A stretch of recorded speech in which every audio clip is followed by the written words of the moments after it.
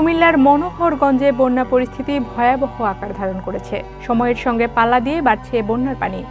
এতে উপজেলার 11টি ইউনিয়নের 145টি গ্রামই প্লাবিত হয়েছে। পানিবন্দী হয়ে পড়েছে প্রায় 2 লক্ষাধিক মানুষ। এদের উদ্ধারে ফায়ার সার্ভিস, রাজনৈতিক কর্মী এবং স্বেচ্ছাসেবী সামাজিক বিভিন্ন সংগঠন কাজ করছে। এরই মধ্যে অনেক আশ্রয় কেন্দ্রে ধারণ ক্ষমতার বেশি বানভাসী মানুষ আশ্রয় নিয়েছে। সরকারি ত্রাণ সহায়তা না পাওয়ায় বানভাসীদের রসদ জোগাতে হিমশিম খাচ্ছে ছাত্র সমাজ। বুধবার বিকালে উপজেলার নীলকান্ত সরকারি ডিগ্রি কলেজ আশ্রয় কেন্দ্রে গিয়ে দেখা যায় এ পরিস্থিতি। আশ্রয় কেন্দ্রের প্রধান সমন্বয়ক ও বৈষম্য বিরোধী ছাত্র আন্দোলনের নেতা আব্দুল কাদের সোহাগ বলেন, আশ্রয় কেন্দ্রের আশেপাশের 16টি গ্রাম থেকে 700-এর বেশি মানুষ আশ্রয় নিয়েছে।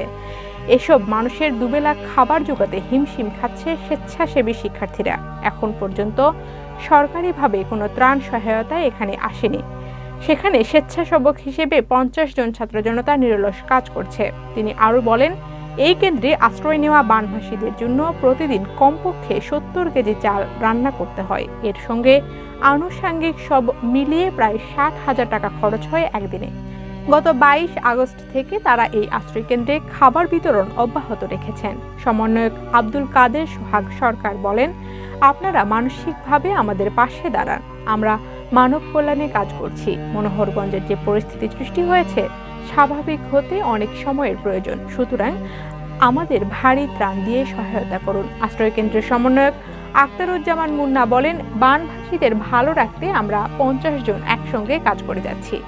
বিভিন্ন সংস্থার কাছে ত্রাণের জন্য আকুতি জানাচ্ছি।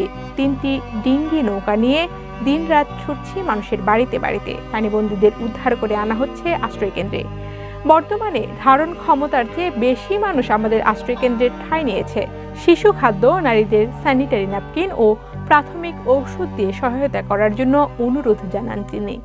মনোহরগঞ্জ উপজেলা নির্বাহী কর্মকর্তা উজালা রানীর চাকমা বলেন, নীলকান্ত সরকারি ডিগ্রি কলেজ আশ্রয় কেন্দ্রের বিষয়ে এরই মধ্যে উপজেলা শিক্ষা অফিসারের মাধ্যমে খোঁজ খবর নিয়েছি। আজকের মধ্যেই সেখানে ত্রাণ সহায়তা পাঠানো হবে। এছাড়াও উপজেলায় বানভাসীদের জন্য 108টি আশ্রয় কেন্দ্র খোলা হয়েছে। দুর্গম এলাকাগুলোতে যেসব মানুষ পানিবন্দী রয়েছে তাদের উদ্ধার এবং খাবার পৌঁছানোর জন্য সরকারি, বেসরকারি সহ বিভিন্ন স্বেচ্ছাসেবী সামাজিক সংগঠন কাজ করছে। তিনি আরও বলেন, এরই মধ্যে আশ্রয় কেন্দ্র সহ বিভিন্ন গ্রামে প্রায় 40 মেট্রিক টন চাল, কিছু শুকনো খাবার এবং নগদ অর্থ বিতরণ করা হয়েছে। এছাড়াও দুর্গম গ্রাম চিহ্নিত করে স্বেচ্ছাসেবী সামাজিক সংগঠনগুলোকে রোড ম্যাপ দেওয়া হয়েছে। তারা সেখানে নিজ উদ্যোগে ত্রাণ বিতরণ করছেন।